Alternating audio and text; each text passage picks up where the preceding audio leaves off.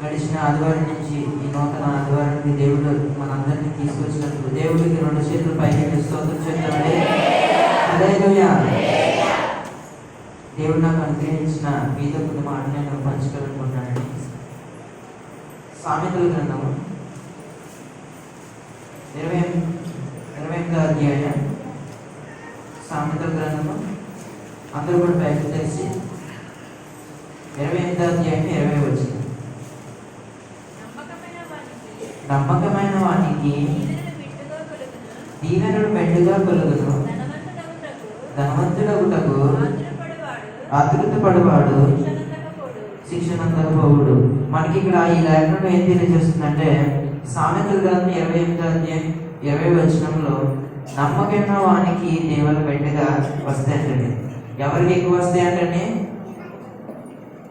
నమ్మకమైన వానికి దీవెనలు మెండుగా వస్తాయి, ఆతృతపడే వారికి శిక్ష పడుతుంది. మనం ఒకసారి మళ్ళీ లేఖనం చదువుకుందామండి. నమ్మకమైన వానికి దీవెనలు మెండుగా కలుగును, ధనవంతుడగుటకు ఆతృతపడవాడు శిక్షనందకపోవుడు. మనకి ఈ లేఖనం ఏం తెలియజేస్తుందంటే, నమ్మకంగా ఉండాలని చేస్తుందండి. నమ్మకంగా ఉన్న వారికి దీవెనలు ఏ రీతిగా వస్తాయని ఈ లేఖనం మనం తెలియజేస్తుంది. నమ్మకం దేంట్లో ఉండాలండి? దేవుని యందు ఉండాలి. అదే మనకి ఈ లేఖన సామెతల గ్రంథంలో తెలియజేస్తుంది. నమ్మకంగా ఉండాలి, మనకి దీవెనలు వస్తాయంటండి. మనం ఏ రీతిగా నమ్మకం ఉండాలండి? దేవుని యందు నమ్మకం ఉండాలి. ఆయన గురించి మనం తెలుసుకున్నప్పుడు, ఆయన వాక్యాన్ని మనం ధ్యానిస్తున్నప్పుడు, ఆయన పట్ల మనం కార్యం చూస్తున్నప్పుడు, ఆ కార్యం పట్ల మనం కూడా నమ్మకం అంటే మనం కూడా కార్యం తెలుస్తుంది. అప్పుడే మనకి దీవెనలు కలుగుతాయి. అప్పుడు వెంటగా మనకి ఏమొస్తాయంటే దీవెనలు కలుగుతాయి అని చెప్తుంది. కానీ ఇక్కడ ధనవంతుడులకు అత్యాసపడి ఏం చేస్తారంటే శిక్ష పడుతుందండి. మీరు చిన్న చిన్న కథలు ఏంటంటే, ఒకడేమో గొడ్ల పాడేస్తాడు, చెట్టుకి నరుకు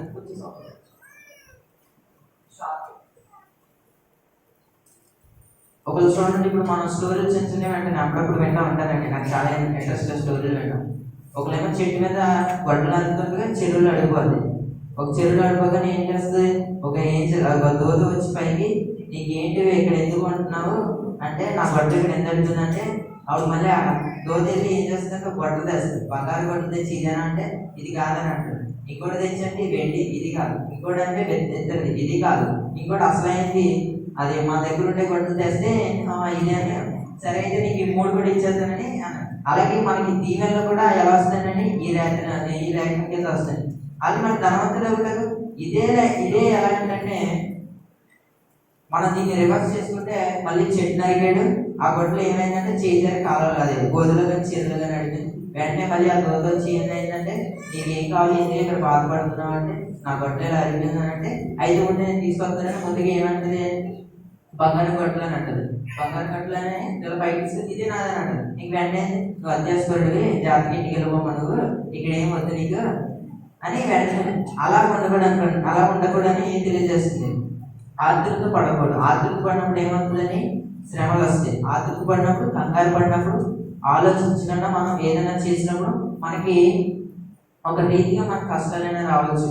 మనం ఏదైనా ఇంటి విషయంలో కానీ, మన ఇంటి పరిస్థితుల్లో కానీ ఏమైనా సమస్య వచ్చిందంటే ఆతృత పడుతుంటూ ముందు అడుగు వేస్తుంటే, మీరు పెద్దవాళ్ళు చాలా విషయాలు తెలుసు. ఆ విషయాల్లో మీరు కొన్ని విషయాలు మీకు ఏమైనా ప్రాబ్లమ్స్ వచ్చినప్పుడు మీరు ముందడుగు వేసేసి ఏదో చేసేద్దామని వెళ్ళిపోతే అవుతాయి అంటారండి. అవ్వండి. అదే మనకి ఆతృత పడకుండా, ఆతృత పడితే శిక్ష పొందుతుంది. అదే నమ్మకంగా ఉంటే మనకి మేలు జరుగుతాయని తెలియజేస్తుంది. మన ఇంకో లేఖనం చూసుకుంటే 1 కొరింథీయులకు రాసిన పత్రిక. మనం ఎవరి పట్ల నమ్మకం ఉండాలో మనం ఒకసారి చూసుకుందామండి. 1 కొరింథీయులకు రాసిన పత్రిక 4వ అధ్యాయం 17వ వచనం. ఇందు నిమిత్తము ప్రభువునందు నాకు ప్రియుడు నమ్మకమైన కుమారుడకు తిమోతిని మీ యొద్దకు పంపి ఉన్నాను. అతడు క్రీస్తునందు నేను నడుచుకునే విధమును, అనగా ప్రతి స్థలములోను ప్రతి సంఘములోను బోధించు విధమున మీకు జ్ఞాపకం చేయను. ఇక్కడ మనకి మొదటి కొరింథీయులలో పౌలు గారి కొరింథీ సంఘానికి రాస్తుండగా ఇక్కడ ఏం చేస్తున్నారంటే, ఇద్దరి ప్రభు యందు నా ప్రియుడు నమ్మకమైన వాడు. ఎవరి ప్రియుడు అంటే పౌలు మనకి ఏం తెలియజేస్తుందంటే, నా ప్రియుడు నమ్మకమైన వాడు. అతను ఎవరంటే తిమోతి అంటాడు. ఇక్కడ ఏమంటున్నారంటే పౌలు గారు ఇక్కడ తిమోతి గారు నాకు వల్లే నమ్మకంగా ఉన్నారని తెలియజేస్తుంది. ఇక్కడ మనం ఒకసారి 14 నుంచి చదువుతున్నామండి. మిమ్మల్ని సిగ్గుపరచవలని కాదు కానీ నా ప్రియమైన పిల్లలని మీకు బుద్ధి చెప్పుటకు ఈ మాటలు రాయించు. ఒకసారి ఇక్కడ మనకి ఇక్కడ తిమోతి గారికి పౌలు గారు ఏమన్నారంటే, తిమోతి గారు ఎంతో నా ప్రియుడు నమ్మకమైన వాడు, ఎంతగానో నన్ను చూసి నడుచుకుంటాడని ఇక్కడ తెలియజేస్తుంది. అందుకే మనం పై మాటలు చూసుకుంటే, నేను తిమోతి గురించి చెప్తున్నాను, మీరు దాని గురించి మిమ్మల్ని ఏదో అనాలని ఏదో చేయాలని కాదు అని తెలియజేస్తుంది. 15 చదవండి. క్రీస్తునందు మీకు ఉపదేశకుడు 10,000 మంది ఉన్నను, తండ్రులు అనేకులు లేరు. క్రీస్తు యేసునందు సువార్త ద్వారా నేను మిమ్మల్ని కంటిని కనుక మీరు నన్ను కోరి నడుచుకున్న వారే ఉండవలనని బతిమాలుకొనుచున్నాను. ఇక్కడ పౌలు గారు ఏమంటున్నారంటే, నేను మిమ్మల్ని కంటిని కనుక, ఇది ఎవరికన్నారంటే పౌలు గారు ఎలా కంటారండి? కానీ ఈ లేఖలో మనం చూసుకుంటే పౌలు గారు ఏ రీతిగా కన్నారంటే, ప్రతి ఇంటింటికి ప్రతి ఊరు వెళ్ళి దేవుని స్వార్థ చేయడమే కంటమండి. ఇక్కడ మనకి ఈ లేఖనం ఏం చేస్తుందంటే, నేను మిమ్మల్ని కంటేది కనుక నన్ను పోలి నడుచుకోండి, పౌలు గారిని పోలి నడుచుకోండి. ఈ మాట అన్నాక పౌలు గారికి ఆధారం లేదండి. ఎందుకంటే మనం ఎవరిని నడుచుకోవాలంటే దేవుని చూసి నడుచుకోవాలి. అటువంటిది ఏంటంటారంటే, నన్ను పోలి నడుచుకోండి, నేను దేవుని చూసి నడుచుకున్నాను కాబట్టి అని మనకి ఈ లేఖనం తెలియజేస్తుందండి. అలాగే మనం 17 కూడా చదవండి. ఇందు నిమిత్తము ప్రభువునందు నాకు ప్రియుడు నమ్మకమైన ఆ కుమారుడకు తిమోతిని మీ యొద్దకు పంపి ఉన్నాను.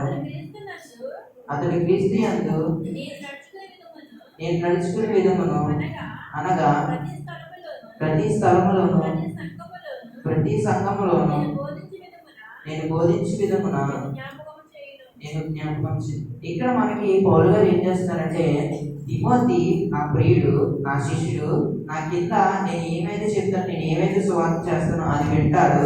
అది విని సంఘంలో కానీ స్థలంలో కానీ ఎక్కడ ఉన్నా సరే నేను ఎలా నడుచుకున్నాను, నేను ఎలా కూర్చున్నాను, నేను ఎలా చేస్తున్నాను, నేను ఎలా నమ్మకంగా పనిచేసాను సువార్తలో, నేను ఎట్టి రీతిగా నేను సువార్త చెప్పడం నేను బయలుదేరాను, ఎంత నమ్మకంగా నేను దేవునికి సేవ చేస్తున్నాను, అదే రీతిగా తిమోతి కూడా నాకు కూడా పని చేస్తున్నాడు, తిమోతి కూడా నా వల్లే పని చేస్తున్నాడు అని అంటున్నాడు. అందుకే పౌలు గారు తిమోతి అంత చక్కగా నడుచుకొని పౌలు గారిని చూసి పౌలు గారిని చూసి వెంటనే తిమోతి పౌలు గారు సేవకుడు, పౌలు గారు కాబట్టి సేవకుడు వెంటనే చూసి తిమోతి వెంటనే ఆయన దగ్గర ఉండి ఆయన దగ్గర ప్రతిదీ క్రమంగా చూస్తూ ఎలా పద్ధతిగా ఉండాలో, ఎలా నమ్మకంగా ఉండాలో, దేవుని యందు ఎలా ఉండాలో, దేవుని పట్ల మనం ఎలా నడుచుకోవాలో ప్రతిదీ చూసాడండి.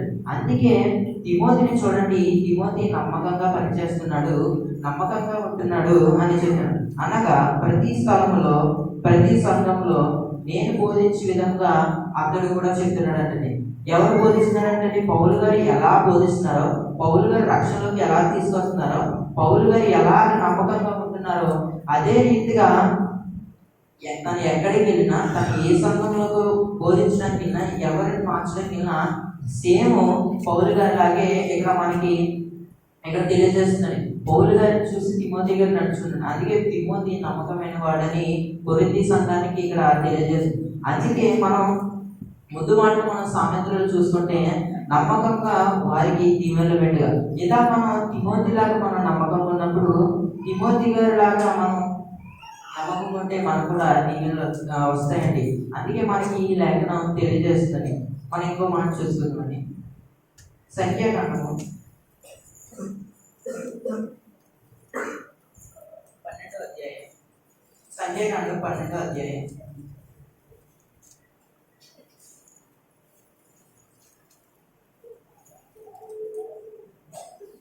7వ వచనం చదువుతుంది. అతడు నా ఇల్లంతటిలో నమ్మకమైన. ఎవరి ఇల్లంతటిలో నమ్మకమైనడండి?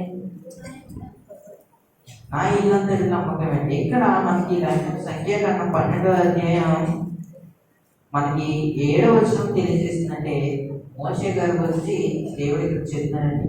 ఇక్కడ మోషే గారిని ఏమన్నారంటే, మీరు ఇంకొంచెం పైకి వెళ్ళి మీరు చదువుకుంటే మోషే గారిని అంటారండి. ఎవరంటారంటే మోషే గారిని నా ఇల్లంతటిలో నమ్మకమైన వాడు అని అంటారు. ఎందుకు నమ్మకంగా అన్నాడంటే, మీకు పాస్టర్ గారు ఎన్నోసార్లు చెప్పే ఉంటారు మోషే గారి చరిత్ర తన ఎంత కార్యం చేస్తాడో, ఇశ్రాయేలు దేశాన్ని బయటికి తీసుకొచ్చినప్పుడు ఎన్ని కార్యం చేశాడో, ఎంతలా నమ్మకంగా ఉన్నాడో, దేవుని పట్ల ఎంత భారం వేసి ఉన్నాడో. అందుకే ఏమన్నాడు, నా ఇల్లు అంతట్లో. ఇల్లు అంటే ఏంటండి? సంఘం. ఇల్లు అంటే ఎవరండి? సంఘం అండి, మనమేనండి. మీరందరిలో నమ్మకంగా ఉన్నాడు మోషే, మా సంఘం అందరిలో మోషే నమ్మకంగా ఉన్నాడు అని యేసు ప్రభు గారు చెప్తున్నారండి. అందుకే యేసు ప్రభు గారు కూడా ఎందుకు చెప్తున్నారంటే, మోషే గారు ఇశ్రాయేలు దేశం నుంచి, ఐగుప్తు దేశం నుంచి ఇశ్రాయేలు కానాను తీసుకుంటున్న మధ్యలో కాదేశు అదే ఊరికి వచ్చారు. అప్పుడు వచ్చినప్పుడు మోషే గారు ఏం చేశారంటే,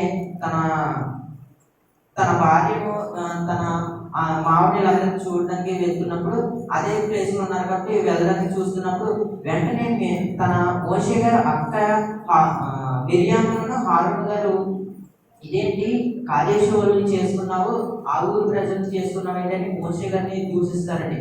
మోషే గారిని నానా మాట్లాడతారండి. ఎందుకంటే మోషే మాకు చెప్పాలి కదా, నువ్వు చేసుకోవడం ఏంటి, నువ్వు ఆ ఊరిని పెళ్లి చేసుకోవడం ఏంటి, నువ్వు ఆ ఊరితో ఉండడం ఏంటి అని మోషే గారిని తన అన్నను తన అక్కగారు కూడా తిడతారండి. తిట్టి కొన్ని మాటలు మాట్లాడితే దేవుడు అది చూసి వెంటనే మీరు ఇక్కడ మన చూస్తుంటే వెంటనే గుడారం దగ్గరికి వచ్చేమని అంటారండి. ప్రత్యక్ష గుడారం దగ్గరికి వచ్చి మీ ముగ్గురు నన్ను ఒకసారి కలవండి అని అంటారండి యేసు ప్రభు. వెంటనే ఆ ముగ్గురు వెళ్ళి ప్రత్యక్ష గుడారంలో పంపించినప్పుడు అప్పుడు దేవుడు ఏమంటాడంటే, మోషే నా ఇల్లంతటిలో నమ్మకమైన వాడు. అసలు దేవుడు ఈ మాట అన్నాడంటే మనం అనిపించుకోవాలంటే ఎంతగా మనం ఉండాలండి. మోషే అలా వెళ్ళి పంపించిన తర్వాత తను చేసిన కార్యం, మోషే దేవుడి పట్ల ఉండి నమ్మకంగా ఉన్నట్టు ఎన్నో కార్యం చేసాడు, ఎంతోగానో చేశాడు. అలా చేశాడు కాబట్టి మోషేని దేవుడు ఏం చేశాడు, మోషేని పెంచుకొని నా ఇల్లంతటిలో నమ్మకంగా ఉన్నాడు అని చెప్తాడు. అదే ఇల్లంతటిలో అదే సమయంలో మనం నమ్మకంగా ఉండాలంటే, మనం ఎంత దేవుడి దగ్గర పేరు పట్టాలంటే, మనం ఎంత దేవుడి దగ్గర దేవుడు నువ్వు ఎంత నమ్మకంగా ఉన్నావు, నువ్వు నా పట్ల ఎంతో నమ్మకంగా ఉన్నావు, నా పట్ల నువ్వు విజయాన్ని చూపిస్తున్నావు అని మనం అనిపిస్తున్నట్టు ఎంత చేయాలండి. మోషే గారు ఎంత చేశారో దానికన్నా మనం ఇంకా ఎక్కువ చేయాలండి. అప్పుడే మనకి దేవుడు చూస్తాడండి. అదే చూసి వెంటనే మనకి మోషే గారు, అందుకే దేవుడు మోషే గారిని అంటారండి, మోషే గారు నా ఇల్లంతటిలో నమ్మకమైనవాడు. మనం అదే రీతిగా ఇల్లు అంటే సంఘం, మన సంఘంలో కూడా సంఘంలో ఎవరైతే ఉన్నారో మనం కూడా నమ్మకంగా ఉండాలండి. మన మాట మాట్లాడితే ఎవరికైనా నమ్మకంగా ఉండాలండి. మనం ఏదైనా చెప్తే నమ్మకంగా చెప్పాలండి. అందుకే మనం ప్రతి మాట కూడా, ప్రతిదీ మనం చేసేది కూడా, మనం పని చేసేది కూడా నమ్మకంగానే చేయాలని తెలియజేస్తుందండి ఈ లేఖనంలో. అందుకే మోషే అని అన్నాడు. తిమోతి గారినేమో పౌలు గారు ఏమన్నారంటే, నా ప్రియుడు, నా కుమారుడు నమ్మకమైన వాడు, నేను ఎలా బోధించానో, నేను ఏ రీతిగా ఉన్నానో, నేను ఎక్కడైతే చెప్పానో అదే రీతిగా స్థలంలో కానీ సంఘంలో కానీ సేమ్ యాసిడ్గా నాకు మళ్ళీ ఏం చేశాడంటే తిమోతి నమ్మకంగా పనిచేశాడంటండి. నమ్మకంగా దేవుడు పౌలు గారి పట్ల నమ్మకంగా పనిచేశాడని, అలాగే పౌలు గారు అనుకున్న దేవుడి పట్ల కూడా నమ్మకంగా పనిచేశాడని. అందుకే మనం ఎంత నమ్మకంగా ఉండాలంటే, ఎంతమందిని దేవుడు నమ్మకంగా పిలిచాడు, నమ్మకంగా ఉన్నారు అని మనకి ఈ లేఖనం తెలియజేస్తున్నారు. మనం ఎంత ఇంకా నమ్మకంగా ఉండాలండి. ఎప్పుడో పూర్వకాలంలో ఎంతో మనకి మన తండ్రులు అంటారు, మన పితృలు, తాతయ్యలు అంటే వీళ్ళందరూ కూడా దేవుడి పట్ల ఎంత నమ్మకంగా ఉన్నారు, అలాగే మనం కూడా నమ్మకంగా ఉండాలని తెలియజేస్తుంది మనకి. అతడు నా ఇల్లంతటిలో నమ్మకమైన వాడు. ఇక్కడ హెబ్రీయుల రాసిన పత్రికలో కూడా మనకి ఇదే మాట మోషే అపొస్తలుడైన పౌలు గారు రాస్తారండి. మోషే తన ఇల్లంతటిలో నమ్మకమైన అని మనకి 3వ అధ్యాయంలో ఎక్కడ ఉంటుందండి. మనం తర్వాత చూస్తున్నాం. ఇప్పుడు ఇంకో మాట చూస్తున్నాం. ఎఫెసీయులకు రాసిన పత్రిక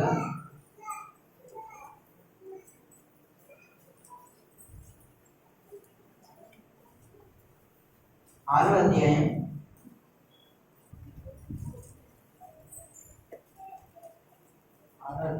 21వ వచనం. మీరును నా క్షేమ సమాచారం అంతయు తెలుసుకున్నటకు ప్రియ సహోదరుడకు ప్రభువునందు నమ్మకమైన పరిచారకుడైన తూతికు ఆ సంగతులని మీకు తెలియజేయండి. ఇక్కడ మనకి ఇది కూడా అపోస్తలుడు పౌలు గారే రాశారు.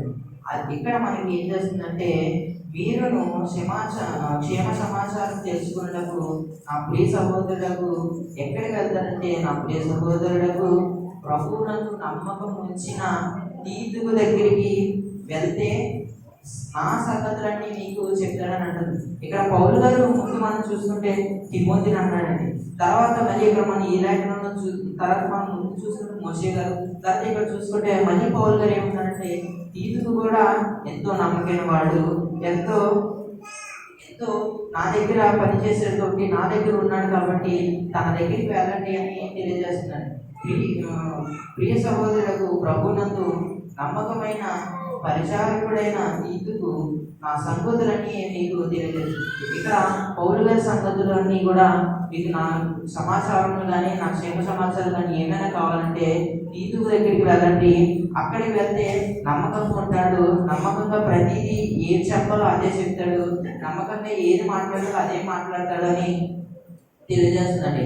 అందుకే మనకి ఈ లేఖనం చూస్తుంటే ఇక్కడ తీతుకు కూడా ఎంతో నమ్మకం ఉన్నాడంటే, ఇక్కడ మనకి బైబిల్ ఎంతమంది నమ్మకం ఉన్నట్టు మనం కూడా దేవుడి పట్ల ముందుగా వీళ్ళందరూ కూడా దేవుడి పట్ల నమ్మకం ఉంచారు కాబట్టి దేవుడి పట్ల వీళ్ళని చూసి ఎంతమంది వీళ్ళు నా పట్ల నమ్మకం ఉన్నారు కాబట్టి వీళ్ళని నేను కార్యం జరిగించాలని తెలియజేస్తుంది. అందుకే మనం కూడా ఎంతో నమ్మకం ఉండి మనం కూడా ఇలాగా పౌలు గారి లాగా మోషే గారి లాగా ఇక్కడ తిమోతి గారు వీళ్ళందరిలాగా మనం నమ్మకం ఉన్నప్పుడు మనకు కూడా కార్యములు జరుగుతాయంటే. ఇంకో మాట చూసుకుంటాం. దానియేలు గ్రంథము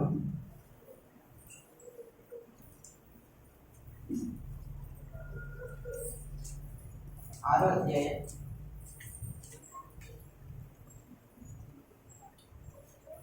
4వ వచనం. అందుకు ప్రధానులను అధిపతులను రాజ్యపాలన విషయంలో దానియేలు మీద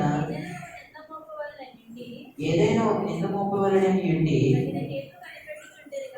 తగిన హేతును కనిపెట్టుచుండేది కానీ దానియేలు నమ్మకస్తుడే, ఏ నేరమైనను ఏ తప్పైనను చేయవాడు కాడు కనుక దానియేలులో తప్పైనను లోపమైనను కనుగొనలేకపోయారు. దేవునికి స్తోత్రం. ఇక్కడ దానియేలుని తప్పు పట్టడానికి, దానియేలుని ఏదైనా దొరికితే అలాగా అటాక్ చేయడానికి, తన మీదకి వెళ్ళడానికి ఏదైనా తప్పు దొరుకుతుందేమని ఇక్కడ మనకి ఈ లేఖనంలో తెలియజేస్తుంది. ఏం తప్పు దొరుకుతుందేమని ప్రజలు చూస్తున్నానంటే, అందుకు ప్రధానులు అధిపతులను రాజ్యపాలన విషయంలో దానియేలు మీద ఏదైనా ఒక నింద మోపాలని ఉన్నారంటే, ఒక నింద మోపాలి. కానీ ఏ నింద మోపినా తను ఏది చేయడం, ఏ పని అసలు తన ఏదైనా పని చేసేటట్టు ఎంతో నమ్మకంగా చేస్తాడు, నమ్మకస్తుడని మనకి లేఖనంలో ఉందండి. అందుకే దానియేలు కూడా ఎంతో నమ్మకంగా ఉన్నాడంటే, తన మీదకి తప్పు మోపాలని, తన మీదకి ఏదైనా చిన్నగా దొరుకుతుందేమో చూస్తాడంటే. మనకు కూడా చూడండి, మన ఎంత నమ్మకం ఉన్నా, మన సంఘాలు ఎంత నమ్మకం ఉంది, ఎంత మనం మాట్లాడినా చిన్న తప్పు దొరికితే చాలు, సాతానికి చిన్న తప్పు దొరికితే చాలు మన వెనక నుంచి నడిపిస్తుంది. మనకు తెలియదని మన హృదయంలో ఏం చేస్తుందంటే, వెనక నుంచి పొడిచి పొడిచి పొడిచి నువ్వు ఇలా నీకు తప్పు దొరికితే వెంటనే వాళ్ళని ఇలా చేయి, నువ్వు అలా మాట్లాడు, వాళ్ళని ఇలా ఇప్పించని మన మన హృదయంలో వస్తుంది, కానీ అది మనం ఆలోచిస్తాం అనుకుంటాం. కానీ మనకి వెనక నుంచి అపవాది ఏం చేస్తాడంటే మనకి చిన్న చిన్నగా గుచ్చి గుచ్చి పొడిచి ఆలోచన కొడతాయండి. అలాగే ఇక్కడ దానియేలు దగ్గర ఉన్న సైనికులు కానీ రాజ్యంలో ఉన్న ఎవరైతే ఉన్నారో దానియేలు మీద ఏదైనా తప్పు దొరుకుతుందేమో, ఏదైనా చిన్న తప్పు దొరుకుతుందేమో చూస్తాడు. కానీ తను ఏ తప్పు చెప్పాలన్నా, తను ఎలా చేశాడన్నా, తను ఒకరిని చంపేశాడన్నా, దానియేలు వెళ్ళి ఒకరిని చంపేశాడు, దానియేలు వెళ్ళి ఒకరు ఏదో చేశాడు, దానియేలు వెళ్ళి ఒకరు నరికేశాడు అని చెప్దామన్నా ఏ తప్పు తనలో ఏమి చేయడని. ఎందుకంటే ఆ దేశంలో దానియేలు ఎంతగానో నమ్మకం. ఎందుకంటే అక్కడ రాజుకు కూడా తెలిసింది దానియేలు ఎంతో పవర్ఫుల్ అని. తన ఎవరు జోలికెళ్ళదు, తన జోలికెళ్తే వెనకాల దేవుడు ఉంటాడు. అందుకే దేవుడి పట్ల నమ్మకం ఇచ్చాడు కాబట్టి నమ్మకం వచ్చినప్పుడు ఏ తప్పు దొరకదని ఇక్కడ రాజ్యంలో ఉన్న భటులు కానీ సైనికులు కానీ ఎవరైతే అధిపతులు ఉన్నారో వాళ్ళందరికీ తెలిసింది. కానీ వాళ్ళు అయినా తెలిసి కూడా ఏం చేస్తారంటే ఇంకా ఏమైనా తప్పు దొరుకుతుందా, ఇంకా ఏమైనా లోపం దొరుకుతుందా, ఏమైనా చిన్న ఎంత కనబడినా పట్టేద్దామని చూస్తున్నారంటే. దాని దానియేలు ఇంత కూడా ఏమేమి ఛాన్స్ ఇవ్వట్లేదండి. దానియేలు ఛాన్స్ ఎందుకు ఇస్తారండి? తన హృదయంలో అంతా దేవుడి పట్ల నమ్మకం వచ్చినప్పుడు మన హృదయంలో కూడా దానియేలు హృదయంలో కూడా ఏ తప్పు లేనప్పుడు తను నమ్మకంగా ఉన్నాడు కాబట్టి ఎవరు కనిపెట్టారండి. అలాగే మన హృదయంలో కూడా ఎంత నమ్మకంగా ఉండాలంటే ఎవరైనా మన గురించి చెప్పాలని, మన గురించిలో కలిగి తప్పు చెప్పాలంటే మన గురించి మనం చేయకుండా కొందరు చెప్పేవాళ్ళు ఉంటారు. అలా చెప్పడానికి వెళ్ళినప్పుడు కూడా మనకి మనం వెళ్ళి ఇంకొకరు ఏదైనా చెప్పినా సరే వాళ్ళు ఎలా చేస్తారా, వాళ్ళు అసలు మనం అప్పుడు అనిపించాలండి వాళ్ళు ఎలా చేస్తారు. మనం చెప్తాము కానీ వాళ్ళకి ఏమైనా తెలుస్తుందో, అలా ఎప్పుడైనా అలా తెలియదు కదా, ఇవి చెప్పిన తర్వాత మనమే తిరిగిపోతామేమో అటువంటి చేయకూడండి. అందుకే దానియేలు వలె ఇక్కడ మన నమ్మకంగా ఉన్నప్పుడు, నమ్మకంగా చేసినప్పుడు దానియేలు ఇక్కడ మన రాజ్యంలో రాజుగారు ఏం చేసిందంటే చిన్న పదవి ఇచ్చినండి. ఆ పదవిలో దానియేలు ఎంతో నమ్మకంగా చేసినండి. నమ్మకంగా చేస్తున్నాడు కాబట్టి ఏ తప్పు ఆయన చేయడండి, ఏ తప్పు దొరకట్లేదండి అలా. ఎందుకంటే మనకి దానియేలు మీద చాలా మంది కక్షతో ఉన్నారు. ఎందుకంటే దానియేలు కరెక్ట్గా చేస్తాడు పని. ఇలా కరెక్ట్గా చేస్తుంటే మన ఉద్యోగాలు ఎగిరిపోతే ఇక్కడ అక్కడ ఉన్న వాళ్ళందరూ అనుకున్నారు దానియేలు ఏదో మనం పోగొట్టేసుకో, తర్వాత మన రాజ్యంలో ఎలా కావుతారో నిలబడుకోవచ్చు, ఎలా కావుతారు రాజు మనం మాట్లాడాడు అని ఇక్కడ వీళ్ళందరూ ప్లాన్ చేసుకుని దానియేలు తప్పు దొరుకుతుంది అని చూస్తున్నాడు. కానీ దానియేలుకి ఎటువంటి తప్పు చూద్దామని సరే అబద్ధం జరగదు. అలాగా ఎందుకంటే ఈ ఆలోచన వెనకాల అపవాదం నుంచి వీళ్ళందరూ గుర్తించినారు. కానీ వెనక నుంచి దానియేలు వెనక నుంచి ఎవరున్నారంటే మన దేవుడికి ఏం చేస్తున్నారంటే ఎదుర్కొని అందరిని ఎదుర్కోండి, మీకు తప్పు దొరకదు ఏమి దొరకదురా, నేను ఎలాగే కూర్చుంటాను, మీకు తప్పు దొరికితే చూడండి అని దేవుడు చూస్తుంది. అలాగే దానియేలు వెనక ఉన్నాడండి. అలాగే మన పట్ల మనం కూడా నమ్మకంగా ఉన్నప్పుడు, దానియేలు వల్ల నమ్మకస్తుడి వలె ఉన్నప్పుడు మన పట్ల ఏమైనా కార్యాలు జరగాలన్నా సరే, మన పట్ల ఎవరైనా మన గురించి తప్పు చెప్పాలన్నా సరే ఆ తప్పు చెప్పేవాళ్ళు కూడా ఆలోచన రావాలంటే ఆలోచన వచ్చి ఎందుకు అలా ఏదైనా చేసేవాళ్ళు. కానీ ఎప్పుడైనా అన్నారా ఎవరైనా ఒకరు చూసించారా ఒకరి గురించి ఏదైనా చెప్పడం, ఒకరి గురించి వాళ్ళు ఎలా కొట్టేసుకున్నారు, ఇలా కొట్టేసుకున్నారు, వాళ్ళు కొట్టుకోపోయినా కొట్టేసుకున్నట్టు, వాళ్ళు చెయ్యకపోయినా చేసేసినట్టు అని చెప్పడానికి వెళ్ళినప్పుడు కూడా మనకు ఆలోచన రావాలండి. ఇప్పుడు అలా చేయలేదు. ఒకవేళ మనం చేయకపోవడానికి ఎదుటి వాళ్ళు మన మీదకి ఇలా చేయాలి, దాంతో ఇలా చేద్దాం, అదే వాళ్ళ గురించి ఇలా చెప్తామని వాళ్ళకి అటువంటి ఆలోచన వచ్చినప్పుడు కూడా వాళ్ళ మనసులో ఏమని రావాలని, వాళ్ళు ఎప్పుడు ఇటువంటి చేయరు కదా, వాళ్ళు దేవుని పట్ల నమ్మకం ఉంటారు కదా, ఎంతో నమ్మకం ఉంటారు కదా, దేవుని పట్ల విధేయతగా ఉన్నారు కదా అని అటుపక్క ఆలోచించి ఒక జోలికి వెళ్ళకూడదు అని అన్నట్లు ఉండాలని. మనం ఏదో చిన్న గ్యాప్ ఇచ్చేసి దొరికే కదా అని ఇంకా సందడి అన్నట్టు ఇక మనం ఎంత ఎగురుకుంటూ వచ్చేస్తారండి. అందుకే ఇక్కడ మన ముందు లేకుండా మనకి వేరు జరగాలంటే ఎంతో దీవెనగా ఉండాలండి. అందుకే మనం ఈ ల్యాండ్ చూసుకుంటే మొదటిగా మనం చూసుకున్నప్పుడు మనకి మన పౌలు గారిని చూసుకున్నాం, కానీ మనం మోషే గారిని చూసుకున్నాం. వీళ్ళందరినీ చూసుకున్నప్పుడు ఎంతో నమ్మకం ఏదో పేరు కానీ ఇలా చేసేయడానికి పేరు అయినా తగిలి అని మనం చదివిన లేఖనంలో పక్కన ఉన్న పేజీలో కాదు, ఎదురున్న పేజీలో కాదు, మనం చదివిన వచనంలో మనం చదివే రెఫరెన్స్ లో ఏనా ఇలా చేసాడు కానీ అయినా నమ్మకస్తుడు అని వచ్చిందని లేదండి. తను ఎంతో నమ్మకంగా ఉన్నాడు, తన తను ఎంతో నమ్మకంగా నా పని చేశాడు, లేదంటే నా పని ఎంతో నమ్మకంగా నడిపించుకుంటూ వెళ్ళిపోతున్నాడు అండి. మరి ఇప్పుడు ఎంత నమ్మకం ఉన్నప్పుడు మనం ఎంత నమ్మకంగా ఉండాలండి? మనం ఎంతో నమ్మకంగా ఉండాలి. మరి ఈ మాటలు నేను చెప్పడానికి ఎంత కష్టపడినా సరే దేవుడు నన్ను వాడుకున్నట్లు నేను ప్రార్థన చేసి నమ్మకంగా ఇక్కడికి వచ్చానండి. అలాగే మన ప్రార్థన చూసి దేవుడు మనకి కార్యం జరుగుతుంది. మనం ఎంత నమ్మకంగా ఉన్నామో, ఎంత సహాయం మనకి ఇదివరకు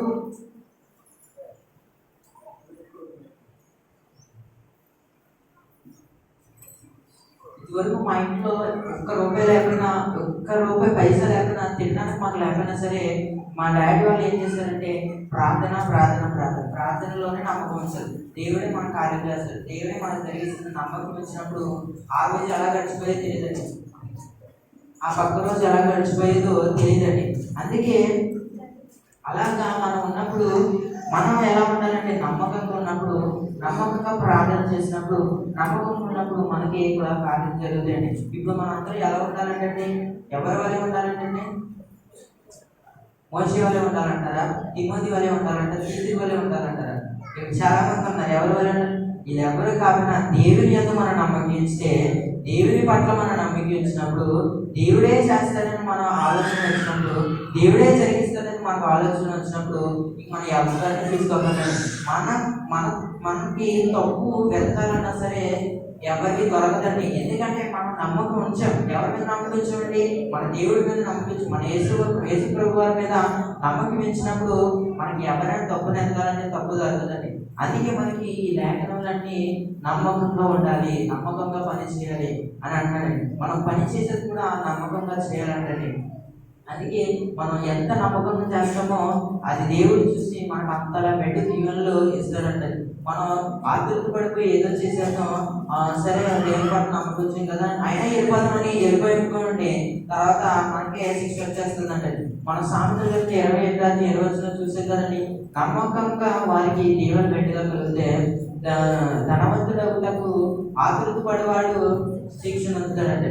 మన నమ్మకం ఉన్నప్పుడు ఆటోమేటిక్గా దేవుని మనందరికీ కార్యం జరిగిస్తుంది. కానీ ఒక పర్లేదు, దేవుని పట్ల దేవుడు మాకు తెలుసు, దేవుడు మాకు జరిగించారు కార్యాలు, అయినా నమ్మకం ఇచ్చామేమో అని ఆతృతపడి ఒక అడుగు ఉద్దేశం అనుకోండి, అయినా మనకి శిక్ష వస్తుందంట, అయినా మనకి అది లాస్ అయిపోతుంది, మనకి జరగదని ఇక్కడ లేకపోతే.